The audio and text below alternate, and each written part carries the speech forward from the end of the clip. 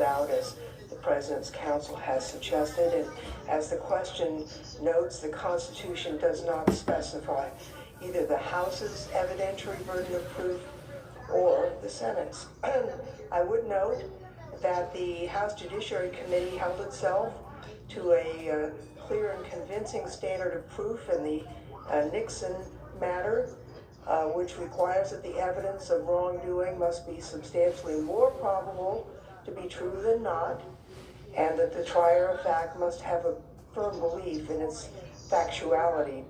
In the Clinton case, the House did not commit to any particular burden of proof, and I would recommend against including an express standard. Instead, like in the Clintons, simply finding the facts and any inferences from those facts without legal technicalities. It has been opined that in the end, it is up to each senator to make a judgment, and I think there is much truth to that. Your oath holds you to a finding of impartial justice, and I trust that each and every one of you is holding that oath very dear to your heart and will find the facts and lead to a just result for our country, the Constitution, and for a future that hopefully is as free as our past has been. I yield back. Thank you.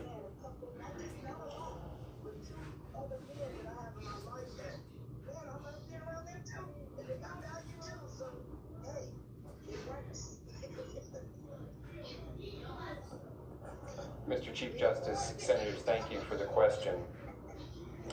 I think that the Constitution makes it clear in the terms that it speaks of impeachment are all related to the criminal law. It speaks of an offense, it speaks of conviction, it speaks of a trial, and saying that crimes shall be tried by jury except in the case of impeachment. And both that and the gravity of a presidential impeachment, which is an issue of breathtaking importance for the country and could cause tremendous disruption to our government. Both counsel in favor of the traditional criminal standard of proof beyond a reasonable doubt.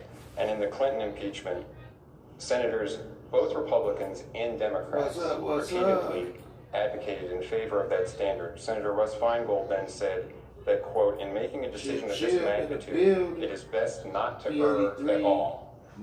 If we must err, however, we should err on the side of respecting the will of the people. Similarly, Senator Barbara Mikulski then said, quote, the U.S. Senate must not make the decision to remove a president based on a hunch that the charges may be true. The strength of our Constitution and the strength of our nation dictate that the Senate be sure beyond a reasonable doubt. The preponderance standard is wholly insufficient. That means just 50.1%. You think it's a little more likely than not. That's not sufficient to remove the president. Even clear and convincing evidence is not. It has to be beyond a reasonable doubt.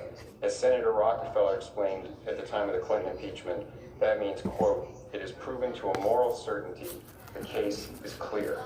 That is the standard that the senators should apply, because the gravity of the issue before you would not permit applying any lesser standard. Thank you. Counsel?